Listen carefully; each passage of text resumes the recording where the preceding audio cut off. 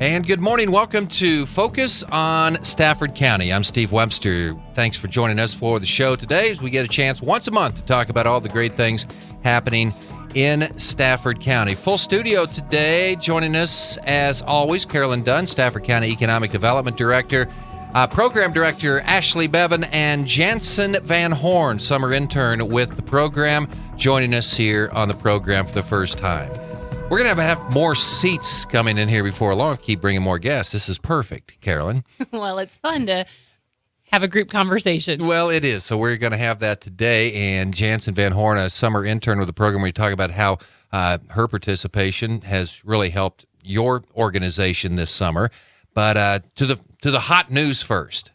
We've been talking about it for a while that you put in a grant. It was kind of one that it came along. You had to put together all this information very quickly, get it submitted, and congratulations.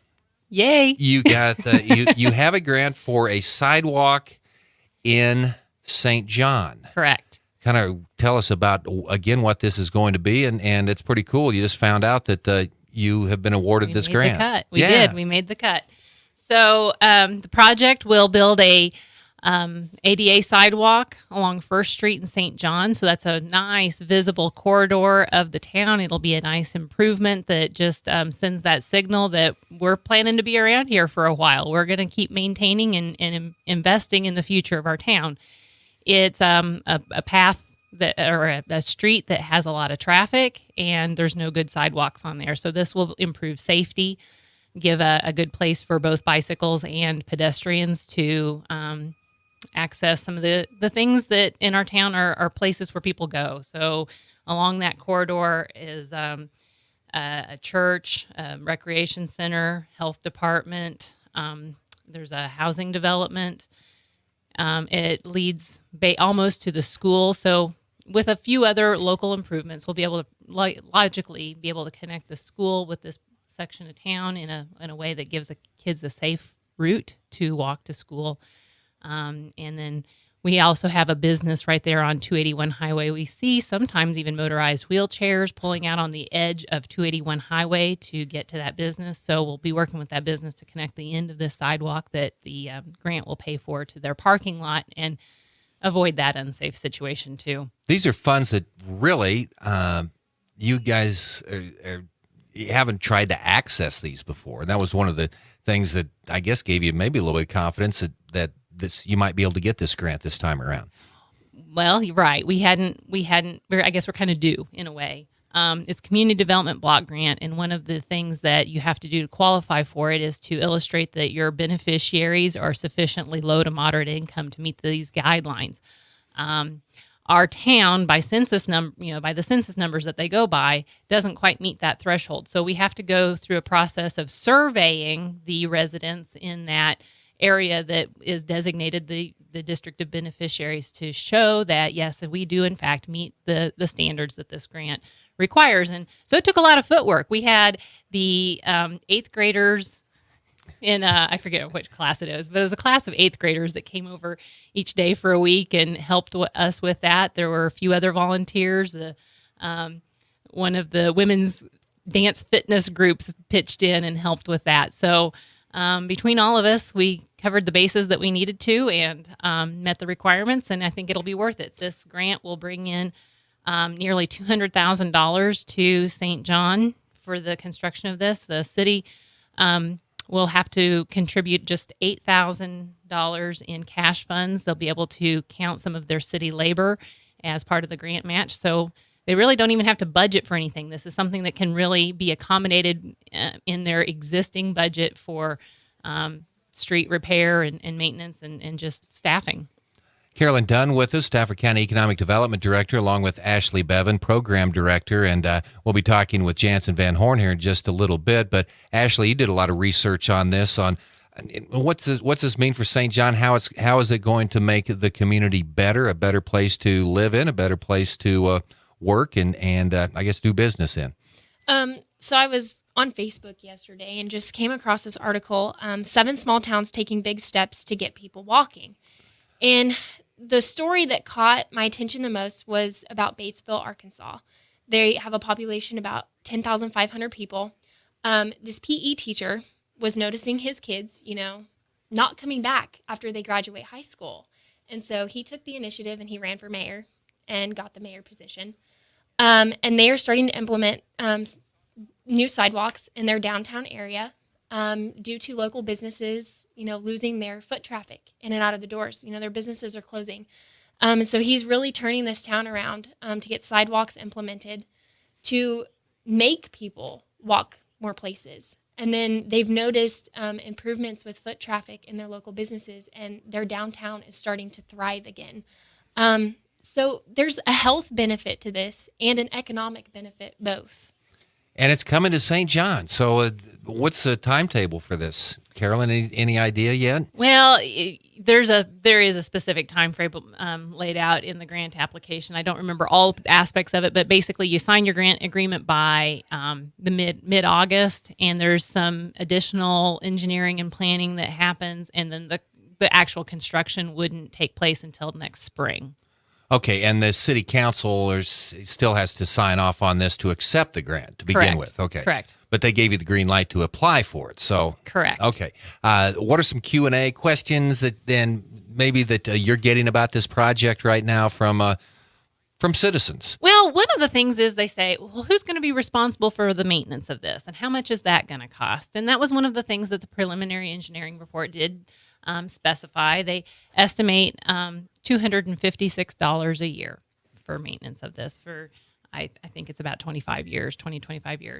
So there's really just not a lot with sidewalks that go too much wrong for quite some time. Eventually we all know that sidewalks will break down, tree roots will, make them heave up and so forth, but it doesn't happen for quite a while.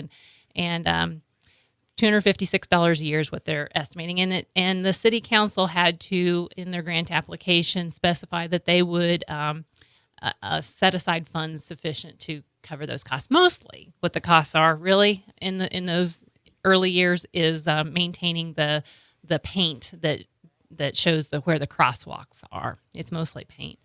So, sometimes the concern is, aren't people... the homeowners responsible for sidewalks. And it's true that the city doesn't pay for sidewalk construction or replacement, but there really, in practicality, is no requirement that the homeowners do either. There's no enforcement of any requirement either in design standards or maintenance in St. John. It's just, I don't know. That's why we see so many older sidewalks, because we don't really enforce anything. This is a long sidewalk. It goes from for those who are familiar with the town of St. John, it goes from almost 281 Highway to Monroe Street and then north a block. So if memory serves, that's a total of 9 or 10 blocks, something like that total. It's going to be aesthetically pleasing as well, I think, right? I think it should be. And again, it's one of the two main thoroughfares coming into town. So I think it'll be a very visible improvement that hopefully will have a little bit of morale boosting effect too, that, hey, we're investing in the future. We're going to be around for a while. Yeah. And how did you come across this grant? Because it was, like I said, it was you had to scramble to get this submitted in time. Talk about the process. And you found out, well, gosh, we use this, maybe see if we can get this done. Well, it was a special round. They did I don't know, they had a special round this year that they don't normally have, and things like sidewalks were given higher priority than they would be in a normal round of community development block grants. So it was just a meeting that I happened to be in with a representative of Great Plains Development, their regional development company that serves Stafford County among other counties. And he said, "Hey, did you know about this?" And I said, "Well, hey, we've been doing a lot of work to prepare for this type of opportunity through our Healthy Communities initiative for the last 2.5 years. I think we'll have to scramble, but I think we could pull that together." So the hardest part was getting the income surveys pulled together, but a lot of the other things, the planning of the route and so forth, we'd already done. We'd already, as a community, put together some plans for, hey, if we had money, what routes would we emphasize? We obviously can't replace every sidewalk in town. But if we had some money, what are the streets that we would give the highest priority to that would connect some of our key destinations and so forth? And so that part had already been done. That was important to be able to be ready and try to act on an opportunity. All right, now all you need is a walking school bus now. See, that'll be the next thing that you can do down there in St. John. Carolyn Dunn with us. Carolyn, we had earlier this week or late last week, the finalists announced for they're going to have the Transload Facility opportunity. I know that Stafford County EcoDevo had submitted an application for this. You weren't in that first round. Now, kind of talk about where that is. I know Great Bend was one of the finalists right now, and all goes back to what we've been talking about here for the last couple of years as far as the Port Authority and what you're trying to do down there. And that's one of the things, maybe how important that Port Authority is. So when another opportunity like this comes by, this still may have an opportunity that Stafford County is ready to go. Right. Well, we'll still keep working on it. It's not going to work out that we'll get our start with the Port Authority through this particular grant, but we're still working on it. I've got maybe 4 other things that we'll try for that will help us get the start. It is kind of in that chicken and egg stage. Sure. You know, it's hard to get something going when you don't have funding in the first place, and so we just persist. We didn't get this one through the Transload Facility opportunity, but there's some other things that we'll keep Explain working on. what that really is what this round was, as far as, what the finalists are involved in and what's it supposed to do. Well, I think there's probably a range of proposals there that will use funding in different ways, but fundamentally what it is providing funding to develop facilities that move transportation or move freight from one mode of transportation to another. And in Kansas, pragmatically speaking, that's mostly from truck to rail or vice versa. So I'm not familiar with, like, for example, the details of the Great Bend proposal, but understand that that's the case in theirs too, is a truck to rail transfer. It's kind of what we'd be working with in Stafford County too. So this is just like, will there be other possibilities with something like this later on, do you know, or... My understanding is that this may be something that this was the first year that KDOT provided this specific type of funding, but my understanding is that they'd like to offer it in future years as well. So if that's the case, we'll probably be interested in applying for that too. Okay. What is the latest, anything new with the Port Authority of Stafford County right now where you're at in the process? Still trying to work with some possible anchor tenants. Okay. And if we can really get those anchor tenants on board to work with us on future applications, that's what we'll do. Okay, Carolyn Dunn. Well, you only batting .980 right now, so, that's not a bad batting average that you have down in Stafford County. Carolyn Dunn with us, along with Ashley Bevan and Jansen Van Horn with us. Jansen is a summer intern with your program. Tell us about summer interns. I know the city of Great Bend has been effectively using interns with their programs. Christina Hayes, community coordinator, and this is kind of nice, extra help, and also you get a person who gets to learn kind of about what you're doing as well. Exactly. This program we became aware of last year called Ogallala Commons places interns in various rural towns throughout the Midwest, really. And there's a lot of flexibility in how those interns can be placed. There's no prescription that they're only going to go to economic development agencies, for example. They can be placed in just about any type of business or organization that sees, a need or a want to work with a young person. So, Jansen, you want to tell a little bit about how you got involved with that? First of all, Jansen, tell us about yourself a little bit. Where are you from? I'm from Larned, Kansas. From Larned. Is still in high school, out of high school, or where are you at in your process right now? I graduated Larned High School in 2014, and I'm currently attending Fort Hays State University. Well, okay, there's very good. That's 2 big things right there, Larned and Fort Hays State University. So, tell us about how you found out about this opportunity, and did Carolyn approach you? Did you approach them, or kind of talk about the process that got you working not only with Stafford County Economic Development, but with the Stafford County Hospital.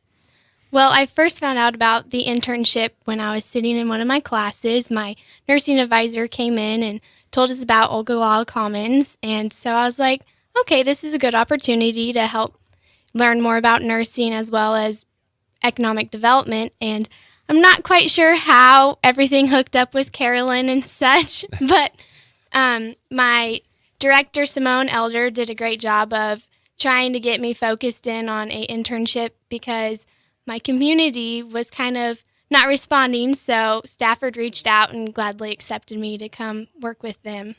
How long? When did you get started with this? And I guess you're wrapping this up right now, right? Yes. I started June 8th, and I completed my 230 hours this last Monday. Wow, 230 hours. That's a pretty good kind of. So talk about how your summer went and just a regular day for Jansen Van Horn this summer. You did not know what to expect. It was a regular day at the hospital anyway. I spent a majority of my time at the hospital following the nurses and the home health nurses, as well as any ERs that came in. If given the opportunity to transport them, I rode on the ambulance. So you didn't know what you're going to do from minute to minute, especially with an ER coming in. So. Didn't you get to do a heart cath one day and ride to Hutchinson and yes. participate with that? So that was kind of exciting. So with you, then what was it like, Carolyn? She got to save a life and then paint the front of a house in downtown Stafford later on in the day. I mean, this is an interesting combination, though. Well, with us, she helped provide some educational materials that we'll talk about. The connection between public health and economic health. So she did some banners, brochures, and, part of my purpose with including her in economic development was to help someone that has an interest in healthcare and a good leadership skill set see the importance of how healthcare impacts our community strategically. And we need good leaders in that field to carry, looking back 3 or 4 years ago when Stafford County Hospital was a bit in a crisis, I think to me that's a great example of how having people in just well-qualified leaders in those strategic positions makes a big difference in how our community can thrive or struggle. So we need to cultivate the next generation of those people that sees the opportunity that is there. You can do very well if you choose to in that kind of field, even in a rural area. So we tried to kind of give her a taste of that. It did kind of just fall into our lap in a nice way. We had known about the Ogallala Commons program, even looking back last year, had even budgeted for having an intern. But at the time that we needed to kind of finalize our plans for that, we were kind of going through our own staff transition, and it kind of fell by the wayside. Meanwhile, Network Kansas, that's one of the coordinators of that program in the state, said, you know what, we've got somebody that you might be interested in. I said, I think we would be interested in that. And so we approached Stafford County Hospital to kind of share her because, I think her fundamental interest has been in healthcare, if I'm not, right? Correct. So still going to be a nurse instead of an economic development director, right? Okay, all right. So again, there's just a real need for well-qualified people in healthcare, and we were thrilled to find a place to get to know her. You've got a busy office down there, then. All these people that are involved down there, and it's been kind of nice. Is this something that you want to continue to investigate and try to take advantage of? I'd say yes. I think it's a good opportunity for us to get to know others and others to get to know us. And Jansen Van Horn, summer intern. So what's been the thing maybe that opened your eyes more than anything else, Jansen, about your experience that started back in June? I think what's opened my eyes the most is when I thought about St. John, being from Larned, I was like, oh, it's just a small town. But, you big city people over there. Oh, yes. They don't have fast food restaurants and all that, but after being there for the couple of weeks, there's so much to look forward to. That town, I feel, is just growing, and people don't realize that. And there's so many opportunities but provided Carolyn is doing all this stuff to help grow St. John, and I think she's doing a great job. Isn't it kind of neat when you have an outside set of eyes come in? Someone that lives outside and comes, because if you live in a place, you always find out what's maybe wrong with it more than you do with what's right. And sometimes when somebody comes in from the outside, I said, "Boy, that's pretty cool. Well, I hadn't thought about that before." But it does bring energy, it does. Just like the Bike and Build group that came earlier this month, it was one of those things that was exhausting and energizing all at the same time, and it's kind of similar, I love it when we get new energy in. Ashley Bevan, how long have you been on the job now, Ashley? Grizzled veteran now, or? Since June 1, so a couple months. Okay, so June 1. So you can kind of talk about your last couple of months, and now as you move forward, I know you probably be pretty excited about fall, school getting back going, and maybe tell us about some of the plans you have as this fall coming up as a program director at Stafford County Eco Devo. So I've really been working with the Healthy Communities Initiative stuff. I was kind of working with Jansen, feeding her a little bit of information. She did a lot of the research herself, though. We rebranded our Healthy Communities Initiative to Live Well Stafford County, Kansas. And again, she created brochures and a banner for us to do that. I kind of worked along the lines of creating a new Facebook page. And then, of course, I've created a brochure that I hope to get around to front doors in St. John, since we did receive this community development block grant. And then once school starts, I'll be helping with the after-school programs in St. John and Stafford with the entrepreneurship aspect of what we do. So, sounds busy. Yes. So we've got that coming up, and did you look at St. John the same way? I mean, being from Claflin, looking at that as a small town. No,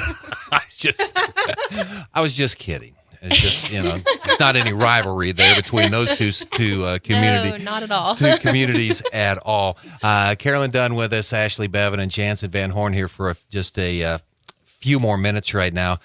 Carolyn, anything else that you want to touch on here before the end of today's program that we have going on with EcoDevo? I think we covered some of those, and one was the Port Authority. And anything else right now? I mean, it's been a great month.